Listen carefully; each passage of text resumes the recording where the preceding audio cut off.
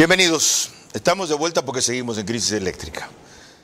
Mi plan era prolongar un poquito más este receso de apenas 6 programas para dedicarle algo más de tiempo a asuntos familiares y económicos urgentes. Y simplemente no puedo ni debo. Primero, porque no logro la concentración debida si tengo esto pendiente. Y segundo, porque en parte resolver mis problemas requiere impulsar que el país resuelva los suyos. Y esta es una obligación, una ventana, un espacio diario de opinión, salvo los sábados, que contribuye sin duda a eso y en lo cual vamos a seguir insistiendo. Lo de mañana es peor. De 8 de la mañana a 6 de la tarde, todas las industrias del país deben paralizar. Habrán excepciones. Entramos como ejemplo la vía Daule, en que si ahí se suspende la luz, también se le corta a las cárceles, lo cual no es posible. Y en otras zonas en donde, para no desconectar ciertos sectores, por excepción, algunas industrias tendrán energía eléctrica. Pero es mandatorio para ellas cumplir esa disposición mañana o 15 días sin energía eléctrica de día. Van a significar 15 meses sin hidroeléctricas, que pueden llegar al extremo de dañarse más de lo que nos las dejaron. Si en algún momento comienzan a hacer lo que hizo en algún rato el proyecto Agoyán, cuando hubo la erupción del volcán Tungurahua. Dejaron entrar agua a las turbinas y a los túneles con una cantidad de residuos, rocas, maderas, que dañaron la instalación. La historia es conocida.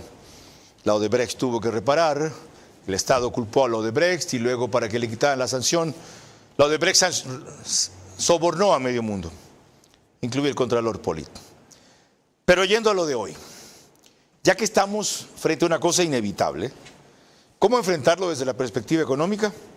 Nos lo dirá el economista Fausto Ortiz, exministro de Economía, o de Finanzas, como se llamaba. ¿Y cómo enfrentarlo desde la perspectiva técnica? Nos lo dirán la ingeniera Catherine Pasos, presidente del Colegio de Ingenieros Eléctricos y Electrónicos del Litoral, y el ingeniero José Layana, un experto en la materia.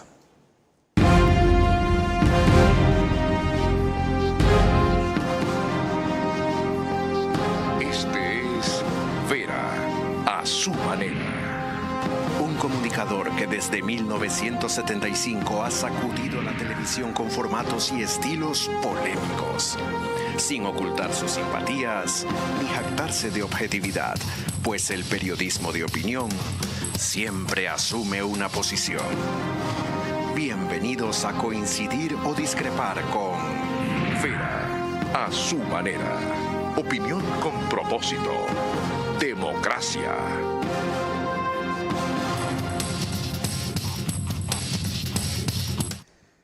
Debo empezar esta emisión lamentando el fallecimiento del jurista, catedrático y maestro del derecho, no solo constitucional, penal, administrativo también, Jorge Zavala Egas, a quien me acabo de enterar. Su esposa acompañó también en su partida esta mañana. A los hijos de ambos, a toda su familia, a sus alumnos, a sus colegas y a la academia en general, mi solidaridad y mi compromiso, porque una lucha tan señera por el verdadero sentido del derecho, en el cual él creía, yo no. Por eso no estudié esa carrera, pero respeto a quienes la creen. Siempre se movió en esa línea. Es oportuno recordar, por lo tanto, la forma en que conversamos de esta materia en agosto 10 de 2014, cuando con él decidí volver a la televisión, a las entrevistas, tras 6 años de ausencia en Ecoavisa, en este espacio que se llamaba Ahora Quemarropa. ¿Podría actualizar este diagnóstico que acabo brevemente de citar respecto a la justicia? Solamente debería ponerle en comillas, idem, idem, idem, lo mismo y lo mismo. Es decir, se ha consolidado la aprehensión del Poder Judicial en manos del Ejecutivo, y todo juicio, todo litigio que le interesa al Ejecutivo, sea para prevenir, defender o criminalizar conductas, los jueces tienen que acatar, so pena de ser o destituidos o enjuiciados por prevaricato y llevados a la cárcel. ¿Todos los jueces? Yo creo que todos los jueces donde les cae asuntos que les interesa, no al Estado, al gobierno. Podemos decir, irónicamente, cínicamente, si se quiere entonces, que por lo menos la situación no se ha agravado, se ha mantenido. No, cuando yo escribía eso, eran solamente los jueces constitucionales y las altas jerarquías del Poder Judicial. Ahora son todos, desde un juez de niñez y adolescencia hasta el primer presidente de la Corte Nacional de Justicia. 10 años atrás, escribió un documento denominado Leviatán Jurídico. Su advertencia sirvió de poco, aunque fue de los pocos valientes en decirlo. Que sirva de mucho lo que Fausto Ortiz nos puede contar ahora respecto a opciones económicas para cruzar la tormenta perfecta sin naufragar. Mañana tiene él una presentación de 8:30 a 10:30 de las trimestrales que hace en el Hilton Colón sobre perspectivas económicas con papeleta completa. Es un desayuno conferencia. Y el invitado para una exposición aparte es Andrés Seminario, lo que no dicen las encuestas, pero sí reflejan los votos. Alguna gente me preguntaba, ¿todavía pueden comprar entradas? Sí, ahí está la información disponible en las redes sociales, o si no también en mañana en el Hilton podrán hacer. ¿Y en ese rato se acuden? Se podrían hacer. Ya. Quienes quieren hacer reservaciones, 09-84-88-63-95. Al concluir la entrevista voy a recordar esa materia. Ahora revisemos lo que nos pone en contexto esta conversación. De hoy el sector industrial del país tendrá cortes de electricidad de hasta 10 horas al día. Las industrias deberán reducir el consumo de hasta el 100% de la electricidad entre las 8 de la mañana y las 6 de la tarde. La disposición consta en un documento emitido por el SENACE este sábado, en el que se ordena a las empresas eléctricas a cumplir con las desconexiones de forma imperativa, obligatoria e inmediata. La decisión se aplicará por un periodo de al menos 15 días, hasta recuperar las reservas de agua en la central de Mazar, según se lee en el documento del SENACE. La autoridad sustentó su decisión en la declaratoria de emergencia vigente en el sector eléctrico, debido al déficit de generación y la grave situación hidrológica que atraviesa el Ecuador. Con esa breve nota de Alex Ceballos de Coavisa, quien nos pone en antecedentes, economista Fausto Ortiz, gracias por acudir abriendo un espacio en la conferencia que está preparando mañana para decirnos cómo puede adaptarse a esto el sector industrial. Sí, la información la tenemos todos. Los expertos vienen diciendo hace tiempo que viene el lobo, y no la creíamos, finalmente llegó y eso es la situación actual. Algunas empresas habrán tomado correctivos, tienen sus plantas, tienen sus equipos y han podido adecuarse, sobre todo las que tienen que ver con consumo masivo, que es donde está la parte enorme del grueso de la actividad económica. El 60% de lo que es el Producto Interno Bruto es consumo, 66%. Y entonces a la medida que ese campo de la economía, ese sector, caiga, la economía se desploma, digamos, ¿no? Hay una parte importante del sector exportador, sobre todo que tiene que ver con, por ejemplo, el camaronero, que exportamos más de 7.000 millones al año. Si esas plantas camaroneras no tienen adecuada electricidad, no van a poder hacer todo el proceso para poder exportar adecuadamente. Otros sectores exportadores quizás tienen menos dependencia de la electricidad. Digamos, el banano no tiene una dependencia tan fuerte como el camaronero. Y así cada sector va a tener una realidad distinta. Hay gente que está en el proceso industrial, esa gente va a estar bien impactada. Y entonces todavía tienen que estar claros de que la situación no es un tema que se corrige esta semana, es una situación que puede prolongarse quizás noviembre, quizás diciembre. ¿Qué porcentaje cree usted que pueden trasladar parte de su jornada o toda su jornada de trabajo a la noche? Yo creo que no mucho, ¿verdad? Porque eso también le incrementa los costos fuertemente al sector empresarial. Tendrá que evaluar bien. Horas extras. Claro.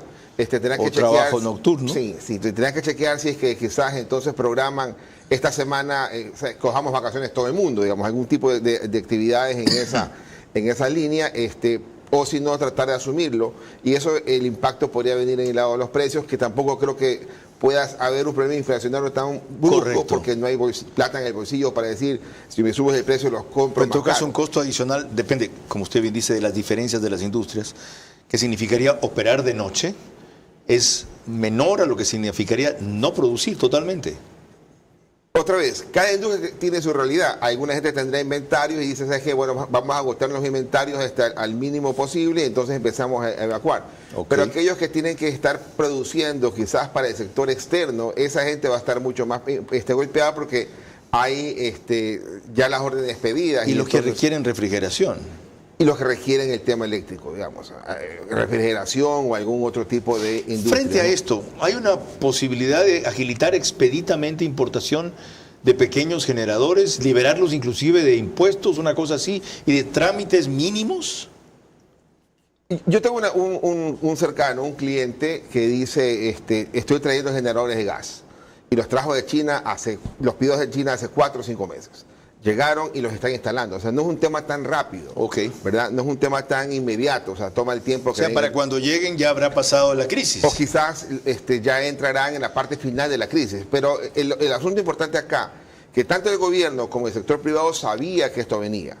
Algunos lograron prepararse, otros no. Nosotros, en el caso mío, en mis editoriales y columnas en El Expreso, yo decía en junio de este año, traigamos a Papá Noel en julio, porque era claro que íbamos a tener dificultades en el último trimestre, el actual, por el tema del estiaje, por el tema de la política. Entonces empecemos a ver qué hacemos para vender algo más. Si se sabía que esto venía económicamente, ¿era rentable o era posible? Aunque eso extendía más el impacto de la crisis, aunque minimizaba el golpe diario, que los apagones comenzasen antes, como se dijo. Es lo que dicen los técnicos. Debiste haber empezado quizás con un par de horas al arranque en el tema de 2 meses atrás, 3 meses atrás, y no de esperar tanto y quizás llevarnos a niveles mucho más. Pero ahí la variable es política. Eso electoralmente aumentaba más el impacto para el gobierno, aunque la mayoría de la gente está claro que no es el culpable del problema, pero sí es el responsable de enfrentarlo más rápido. Claro, pero es que dejan todo a la naturaleza, a Dios, digamos, que es un poco el que lo ha metido en el baile desde el gobierno anterior. ¿Quiénes dejan todo? El gobierno, porque en el gobierno anterior un ministro decía ojalá que llueva, otro decía que no llueva, y el actual también, quizás no llueva, entonces esperemos. ¿Bombardeó nubes? Para abril. ¿Ha importado generación más que cualquiera de los 2 anteriores en menos tiempo que ellos? Sí, pero tienes todavía una cantidad importante de generación a diésel que hubieras podido activar con algo de tiempo. Este está mandando una reforma legal para que los privados puedan autogenerar hasta 100 megavatios. Y ahí los privados tienen que entender que hay un momento de déficit eléctrico temporal, hay un bache temporal, ¿verdad? Que quizás en la época de estiaje en octubre, noviembre y diciembre, y quizás un estiaje menor por abril, pero no es que es todo el año. Entonces hay que estar claros bien en la dimensión de lo que van a traer, porque cuidado se quedan en exceso, ¿no? ¿Es posible que pase eso? Increíble. ¿Esto puede revertir el crecimiento económico a -2?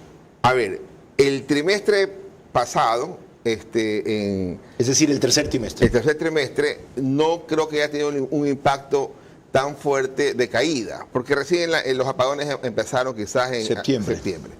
Pero el primer trimestre de la economía creció 1.3, subió un poquito impulsado por el tema del consumo anticipado por el aumento del IVA en el mes de abril, que entonces la gente lo consumió algo en el mes de marzo. Pero el segundo trimestre la economía se cae fuertemente, 2.2 negativo fue la caída. Y el primer semestre del año el crecimiento fue negativo, o sea, fue menos 0.5. El segundo semestre va a ser negativo el crecimiento económico. ¿Qué tan negativo? Vamos a ir viéndolo cómo van las cosas. ¿Podremos llegar a lo que decía, 0.2, o sea, 2 puntos menos? Yo sí creo que el Banco de América, que hizo una primera llamada de atención de alerta hace un mes, decía el crecimiento económico del país es menos 1.5. Ese número podría estar siendo válido o quizás hasta 2%.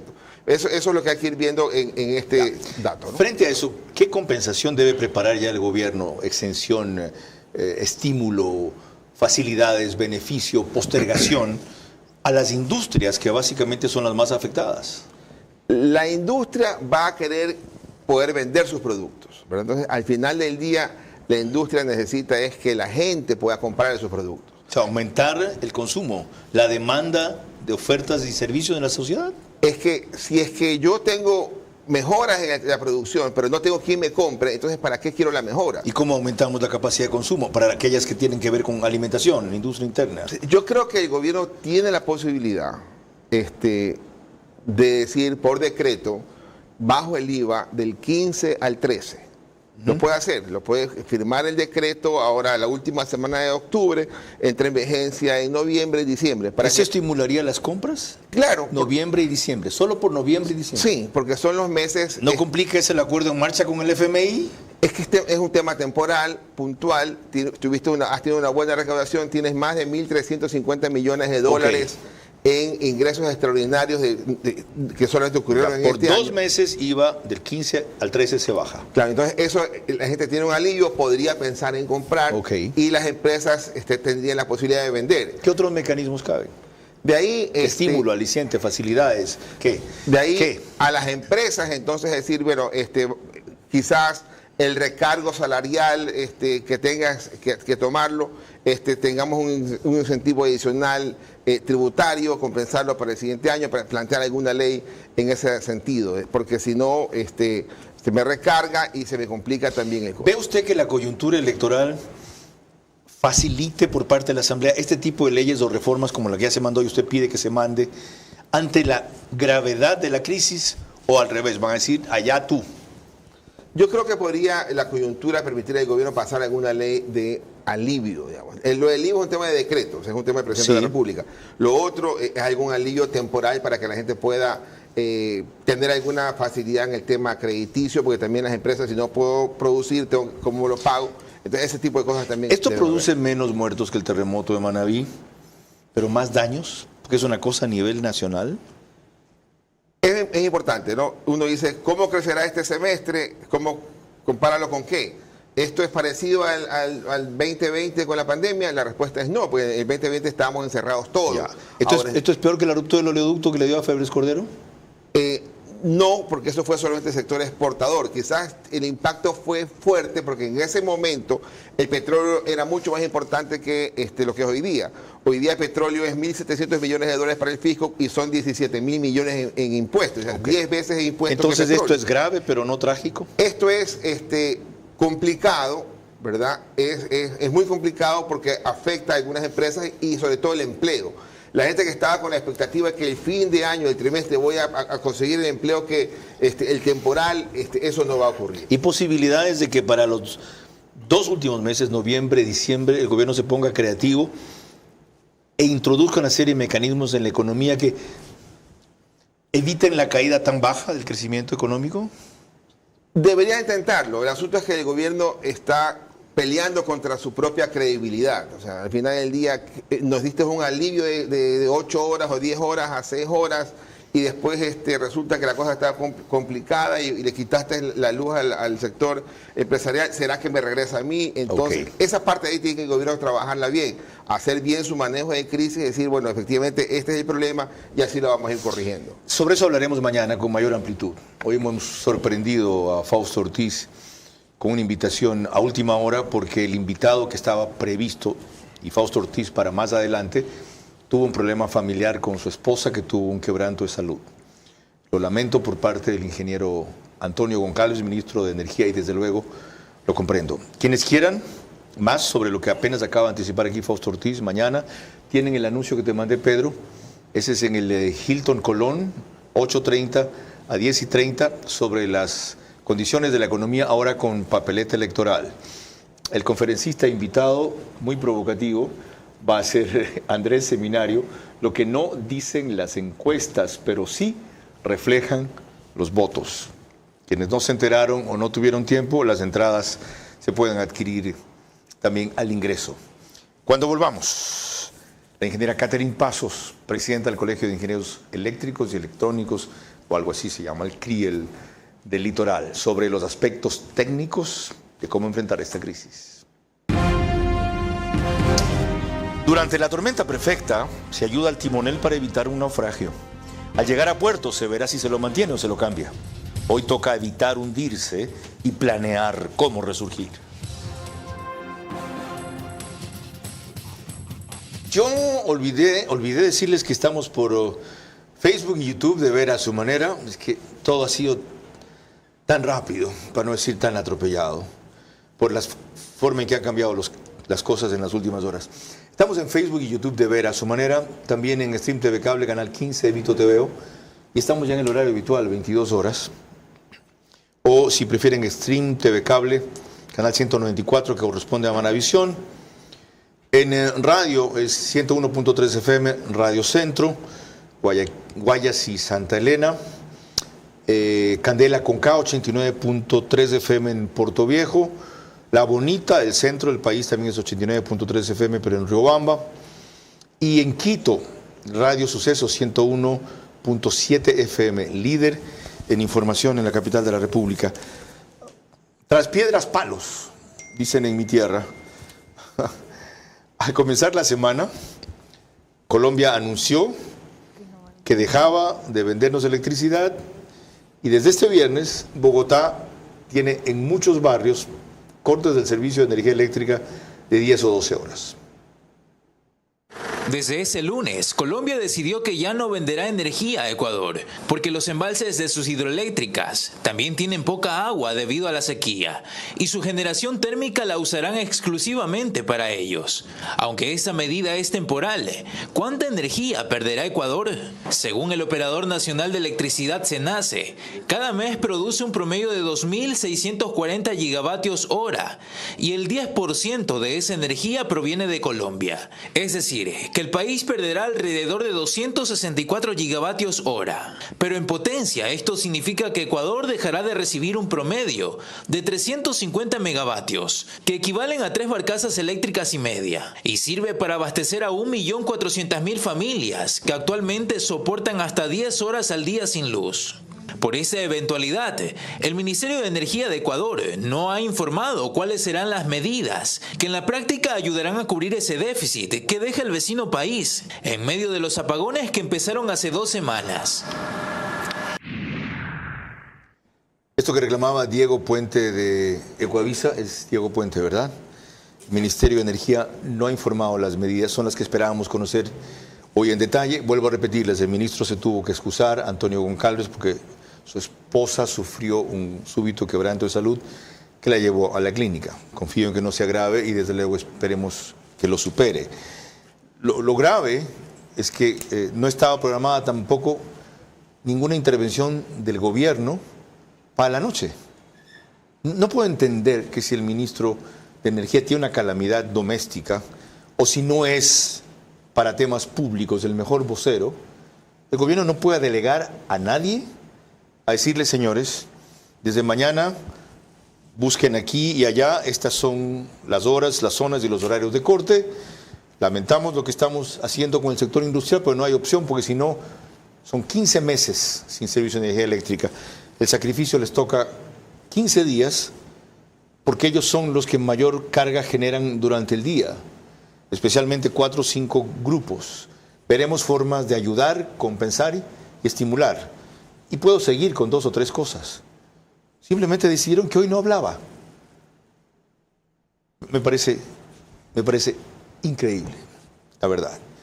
Porque la sensación que se da afecta al presidente. Da la impresión o que no le importa, cosa que no es cierta, o que el señor no sabe qué hacer, cosa que es mucho menos cierta, o que el señor no ha dado directrices que han sido claras y que algunos no han entendido ni cumplido con la celeridad y la severidad que debían. Perdónenme, pero es un error político muy grave. Digresión aparte. Ingeniera Katherine Pasos, bienvenida. Muchas gracias, Carlos. ¿Qué queda de hacer en lo técnico por caer menos bajo, menos rápido? Bueno, realmente para todos estos es una sorpresa, pues, ¿no? De la noche a la mañana prácticamente la industria se va a tener que adaptar a su producción y yo no creo que en este momento la industria esté preparada técnicamente en parte eléctrica para asumir este reto, porque su producción va a cambiar de la noche, su horario, sus jornadas van a tener que cambiar de la noche a la mañana. ¿Y trasladarse de la mañana a la noche? Para usar la frase, ¿se puede? Van a tener que hacer muchos cambios en producción, bajar la demanda completamente, porque no va su producción, definitivamente no, lo que va a producir lo que normalmente produce en esta jornada laboral, en la noche se le va a hacer muy complicado, porque sus gastos van a aumentar también en su producción. Recordemos que si cambia su jornada a los trabajadores, trabajar en la noche es un 25% adicional el trabajo en la noche. Okay. Entonces, ahora técnicamente tendrán que adaptarse, pero ¿qué tanta liquidez estas industrias tendrán para adaptarse tan rápido? Ok, ¿saben qué? Veamos un ejemplo concreto, luego retomamos la conversación con la ingeniera Catherine Pasos, a quien le sobra razón lo que están diciendo. Ingeniero Javier Villagómez es de la industria de agroadhesivos o industria de adhesivos agro, que tiene su planta en Amaguaña, ¿ya? Y es muy próspera y eficaz, es nada menos que desde hace años, 2 décadas tal vez, la competencia de 3M en Ecuador, y es industria nacional. ¿Cómo les afecta a ustedes el impacto de esta restricción en los horarios de día de 8 a 6 de la noche, ingeniero Javier Villagómez? Carlos, antes de responderte la primera pregunta, es preocupante nosotros como empresa, como industria, el ver cómo, no sé si se podría decir a la ligera, pero cómo el gobierno ha tomado la situación, la falta de planificación, la falta de comunicación para transmitir, yo creo que a todos los ecuatorianos, el tema de cómo se está manejando esta crisis, el tema de los cronogramas de cortes de luz, y realmente eso nos ha complicado un montón en cómo nosotros organizarnos, cómo nosotros poder planificar. Nosotros tuvimos una reunión hace semana y media con el personal. Se les comentó que el tema era grave, que el tema era complicado, que nosotros teníamos que adaptarnos a la situación, que teníamos que ser muy flexibles con el tema de los horarios, que era importante que en este punto, que no importa si trabajamos segmentado como nos tocó esta semana, 2 horas, después parar 2 horas, volver a trabajar 3 horas, parar 3 horas, volver 2 horas, nos tocó así esta semana, pero lo importante era cumplir nuestras 8 horas de trabajo, que las máquinas en sumatoria estén prendidas las 8 horas. Eso era importantísimo para que no nos afecte al momento de entregar el producto. Ahora, la segunda pregunta. ¿Qué posibilidades ven ustedes de trasladar las horas de producción durante el día a la noche, con todas las adaptaciones que eso significa, que estamos hablando aquí con la ingeniera Catherine Pasos? Horarios, pagos de horas extras de 25% adicional, supongo que logística de traslado, ida y vuelta, seguridad, etcétera. Carlos, como se habló con la gente, debemos ser muy flexibles. Se les dijo también que intentemos hacer de este problema que estamos pasando como país, hacerlo minimizarlo hacerlo más pequeño para que no nos afecte dentro de lo posible. La parte más complicada es las inyectoras nuestras, son las máquinas de plástico, las que inyectan plástico, son máquinas que tienen que trabajar 24 horas. Esta semana, si sumas, llegamos a hacer 8 horas, 7 horas de trabajo. Son máquinas que necesitan un precalentamiento de molde, se desperdicia un poco de material al comienzo hasta que el molde llegue a su temperatura adecuada. Entonces, nos ha afectado mucho que nos segmenten los horarios de luz con lo que pasó esta semana, y ese podría ser nuestra mayor preocupación en este instante, ya que son máquinas que necesitan trabajar para alimentar otras máquinas justamente que cumplen otra función. Entonces, esperemos que no lleguemos de aquí a 10, 15 días y que esas máquinas que no llegaron a ser alimentadas por las inyectoras nos toque parar, porque ahí sí va a ser grave. Pararíamos alrededor del 50-60% de la planta, que va a ser muy complicado. Entiendo que para no parar trabajarían de noche, lo cual no me queda claro. Pero una última cosa adicional. Qué interesante conocer la complejidad de los trabajos según los distintos tipos de industria. Exacto, el proceso. Los procesos. Máquinas que primero tienen que calentar. Así es. Parte del producto que primero se desperdicia hasta que coge el ritmo. Si me vuelvo a la época de la prensa, antes era así. Los primeros periódicos servían en la prueba, no se perdían. Ok, volviendo a su sector. ¿Cuánto calculan que va a ser en porcentaje la pérdida que dejarán de vender o de producir? Carlos, en este instante nosotros tenemos una afectación. En este momento ya tenemos una afectación del 70%. El 70% de nuestra maquinaria de las inyectoras que pasa apagada. De las 24 horas, el 70% pasa apagada esa máquina. Es muchísimo.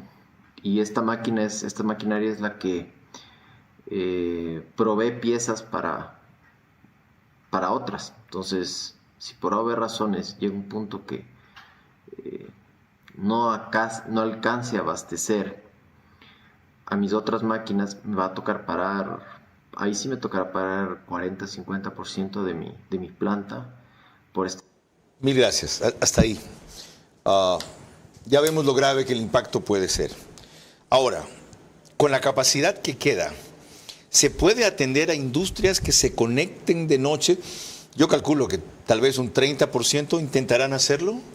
Claro, a ver, si la demanda lo que está haciendo es trasladarla a la noche.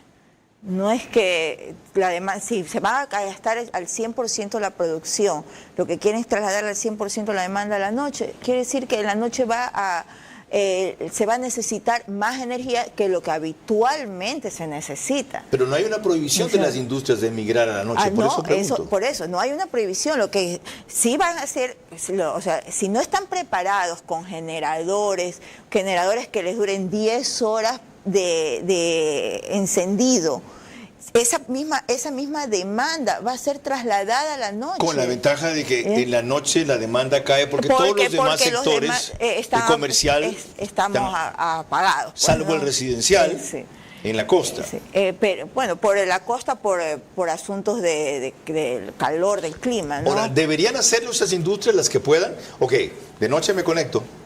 Sí, es que no les va a quedar de otra. Tienen que hacerlo en la noche porque no les va a quedar. Acabamos de escuchar aquí.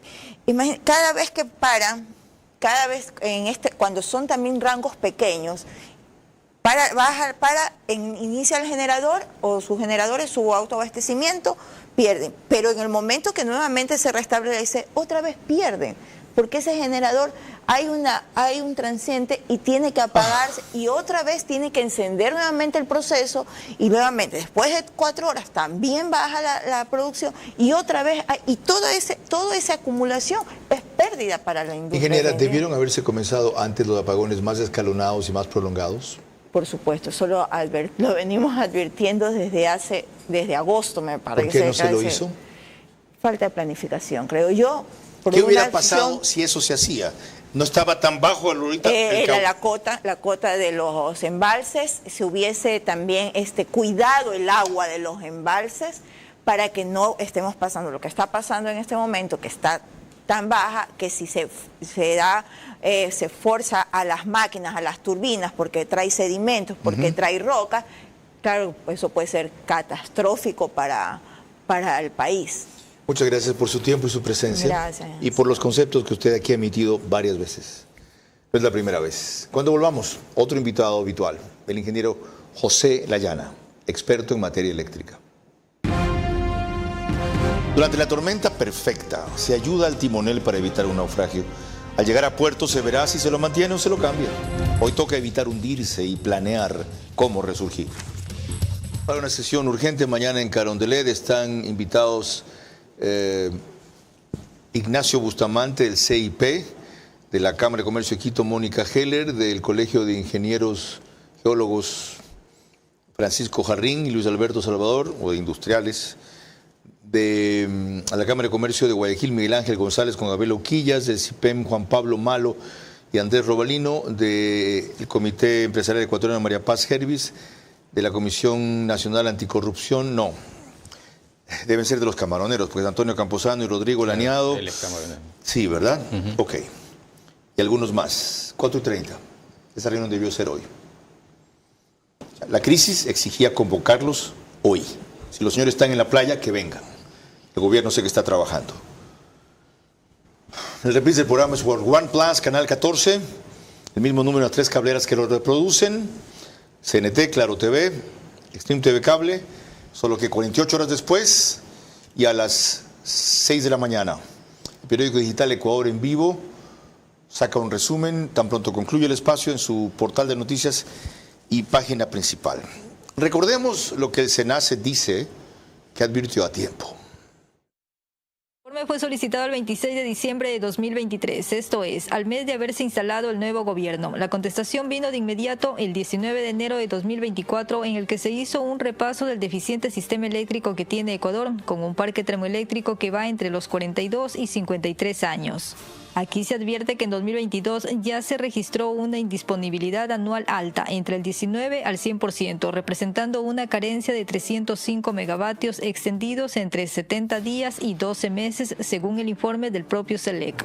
En este gráfico se muestra un déficit de la ejecución del plan, habiendo un retraso en el ingreso de nueva generación, afectando principalmente en los meses de octubre y de noviembre de 2024. Adicional, se advierte que de no contar con el bloque de 400 megavatios del que recién se habla y el de Ayuriquín de 205 megavatios antes del estiaje actual, el riesgo de falta de energía se acentuaría en un 48% en octubre y en un 66% en noviembre de este año. Si se hubiese hecho aquello, ¿se evitaba lo de ahora, ingeniero José Layana? Bienvenido. Sí, desde luego. Con cerca de 700 megavatios se hubiera podido evitar la situación que tenemos ahora. Ahora, si los técnicos de SENACE dicen que no les hicieron caso, ¿por qué se quedaron callados? ¿Por qué no dijeron, señores, hemos advertido?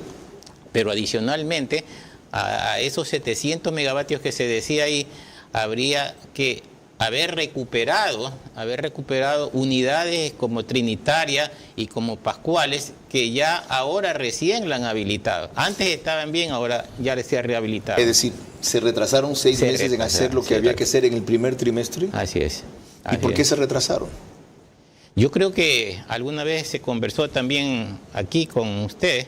El tema es que no hay adecuados interlocutores entre la parte técnica del sector eléctrico y las autoridades del sector eléctrico y las autoridades con el presidente. Entonces ahí hay una desconexión y prueba de ello es lo que pasa en estos momentos, ¿no? Con la parte industrial. Ok, frente a esa realidad, ¿cómo se puede atenuar el golpe y evitar caer tan bajo?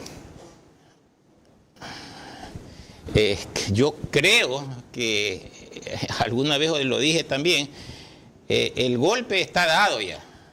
El golpe está dado y el año 2024 está perdido. Lo que tenemos que hacer y en el corto plazo es hacer todos estos requerimientos que pedía el SENACE para que en el 25 tengamos una mejor estabilidad. Por ejemplo, entre la oferta y la demanda. ¿No se puede pedir a los usuarios residenciales, aunque no son la mayoría, que limiten al máximo su demanda de energía eléctrica? Claro que sí, eso es parte de lo que se ha comentado. Inicialmente lo hizo bien el gobierno, crear una especie de incentivos a la reducción del consumo, ¿no? Pero parece que fue considerado mal o se cambió el esquema nuevamente. Yo creo que esa parte estaba bien, incentivos a la reducción del consumo, ¿no?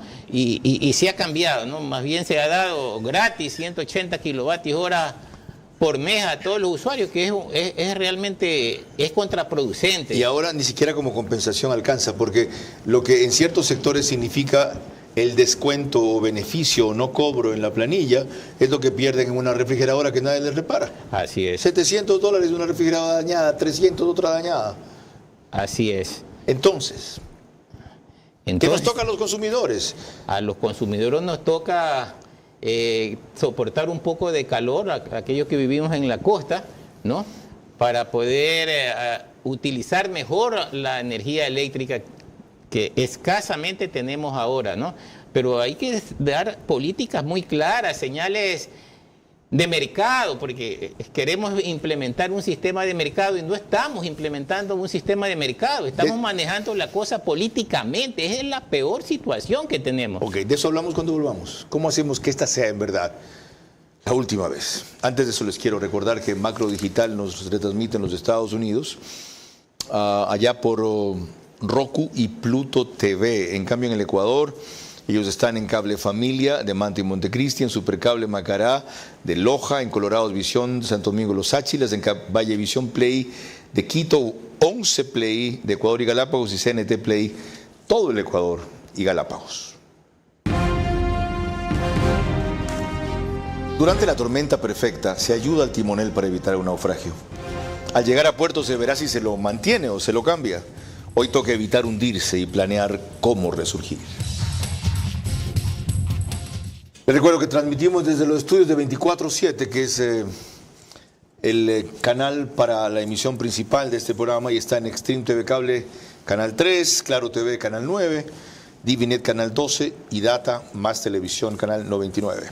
La pregunta para el ingeniero José Layana en el bloque anterior quedó planteada. Políticas adecuadas de largo plazo. Aquí no hay un verdadero mercado eléctrico, dijo usted. Ok, ¿cómo hacemos que se pueda caminar y masticar chicle, decimos? O sea, que mientras se anda en la solución de la coyuntura, ¿cómo salir del hueco primero para caminar? Sepamos por dónde habrá que caminar luego. ¿Usted cree que tiene la claridad para eso, el estado mental para eso, la comprensión de todos los sectores para eso? Bueno, yo creo que lo tengo. No tienen, me refiero a todos los demás sectores. Lo que quieren es sácame de esta emergencia. Después veremos, o no te creo luego. Todos han dicho lo mismo y nunca lo hacen. A ver, un poco reflexionemos si hay tiempo sobre eso. Nosotros tenemos un sistema de mercado eléctrico mayorista, así está la ley. Lo que sucede es que en el camino se le ha ido cambiando a hacerla un poco más manejada por las empresas públicas que se crearon, ¿no? Empresas públicas en generación, en transmisión, empresas públicas en distribución.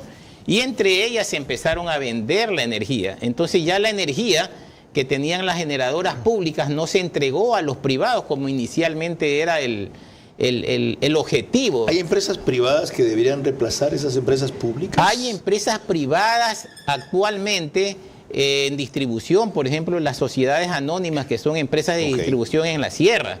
Y hay empresas de generación privadas también, pero que tienen su vínculo directo con grandes consumidores. Entonces la figura que tienen es la figura del autoconsumo. Están hechos para proveer. ¿Debería restablecerse algo como Emelec aquí? Sí, Emelec funcionó bien mucho tiempo, pero el tema es como yo alguna vez comentaba, el tema es que en el proceso de hacer los cambios, cada una de las partes quiere tomar su pastel y aprovechar la situación. ¿Cómo hacemos para evitar eso? Mire, hay experiencias en algunos países en donde para vender las empresas de distribución o las de generación se hicieron procesos públicos, pero públicos abiertos en una universidad, en un auditorio, y se llevaron ahí se subastaron los precios. ¿Y por qué meternos en ese lío? Y mejor no permitir a los privados que importen libremente o generen libremente más allá de 100 megavatios. Importen gas libremente, por ejemplo. Claro, eso sí, y eso se puede cambiar. Y van a poner su propio terminal, su propio puerto, claro, y tener sus propios clientes. Claro que sí, claro que sí. El tema ahí también es otro. El tema es que el inversionista quiere garantías, y quiere garantías soberanas, o quiere algún tipo, porque el documento, el financiamiento viene con una determinada soporte, una garantía bancaria. ¿No cree usted que hay que dárselas? Yo creo que se la puede dar. Las mismas empresas eléctricas tienen una facturación grande que la puede dar. No lo implementan. ¿Por qué? No, a ver. Usted que ha estado tan cerca del sector, ya está jubilado, no tiene pelos en la lengua. Así es. ¿Por qué no lo implementa? La falta de la implementación siempre ha sido la reglamentación. ¿Qué hace quién? La reglamentación que hace el sector público. Ya, ¿y quiénes manejan el sector público? El sector público manejan los gobiernos. Y no manejan los tecnócratas que están allí. Yo creo que los tecnócratas... ¿Y qué mentalidad tienen esos tecnócratas? A ver... Estatistas, pues. Concentradora. Sí, pues, o si no, ¿qué son otros? Una manga de corruptos. Entonces hay que cambiarlos para que cambie todo. Mire, es que ese es un problema que tiene este gobierno. Por querer cambiar a todos, tiene ahora problemas porque va dando palazos de ciego. ¿Cambiar a todos? Yo veo una cantidad de los mismos de siempre allí. O sea, hay gente que está a la luz pública, diríamos, ¿no? Que son, podríamos decir que han participado en varios gobiernos. Yo no diría necesariamente que son corruptos, ¿no? Pero atrás de ellos hay gente que es seria, honesta y conoce el sector y lo puede manejar adecuadamente, ¿no? Correcto. O sea, si los otros tienen problemas de corrupción, que sean investigados por la justicia, por la Contraloría, y que se le tome las debidas cuentas de qué es lo que tienen, qué es lo que han hecho. Dio usted con el fondo del asunto. Pero eso no se ha hecho, por ahí nos estamos quedando también, ¿no? Claro. Yo no soy de la idea de juzgar a personas porque estoy afuera, ¿no? Yo sí, porque conozco lo que han hecho esta tarea de avivatos. Bueno, y desde luego, no son todos, como usted dice, los mandos medios valiosos están debajo, no les hacen caso, pero también se quedan callados, como los de SENACE, que si en verdad tuvieron la razón y veían que entonces hacían caso, tenían dos cosas que hacer. Públicamente advertir esto, o coger su papel y renunciar. Pero para ellos el puesto es más importante que el país. Con mis conclusiones volvemos enseguida. Durante la tormenta perfecta se ayuda al timonel para evitar un naufragio. Al llegar a puerto se verá si se lo mantiene o se lo cambia. Hoy toca evitar hundirse y planear cómo resurgir. Lo principal está dicho. Gracias a mis invitados por cada uno en su materia haber puesto los puntos sobre las IES en este momento tan crucial.